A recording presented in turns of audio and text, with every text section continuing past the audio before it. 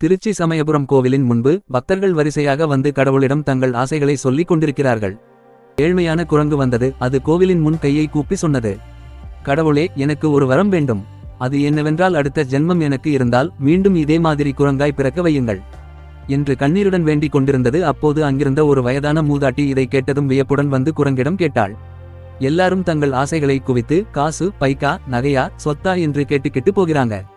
நீ மட்டும் இப்படி சொல்றே, உனக்கு வேற ஆசை இல்லையா என்று கேட்டாள். அதற்கு குரங்கு மெதுவாக சொன்னது, அம்மா, கடவுள் மனிதர்களுக்கு 6 அறிவு கொடுத்திருக்காங்க. ஆனா அந்த அறிவை எல்லோரும் தங்களுக்கே மட்டுமே பயன்படுத்துறாங்க.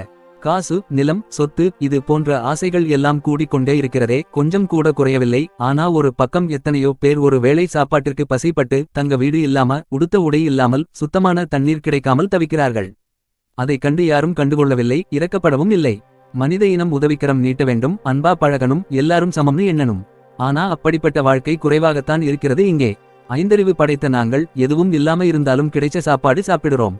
எங்களுக்குள் எந்த வேற்றுமையும் இல்லை. ஜாதி, மதம், இனம், மொழி எதுவும் கிடையாது. ஒருத்தருக்கொருத்தர் அன்பா பழகி விட்டு கொடுத்து சந்தோஷமா வாழ்றோம். இதுவே எனக்கு நிம்மதி தருது. அதனால தான் கடவுளே, அடுத்த பிறவியிலும் என்னை மனிதனாக்க வேண்டாம், நான் மீண்டும் குரங்காகவே பிறக்கணும் என்று வேண்டுகிறேன் என்று கூறியது. அந்த வார்த்தையை கேட்ட மூதாட்டியும் அங்கே இருந்தவர்களும் மௌனமாய் போனார்கள்.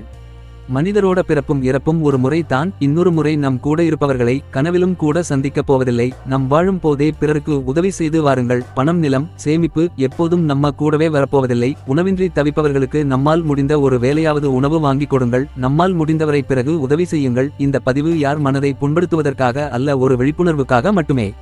இது போன்ற அடுத்த பதிவில் சந்திப்போம். என்றும் அன்புடன் உங்கள் Kannamma films YouTube channel Bala திருமேனி.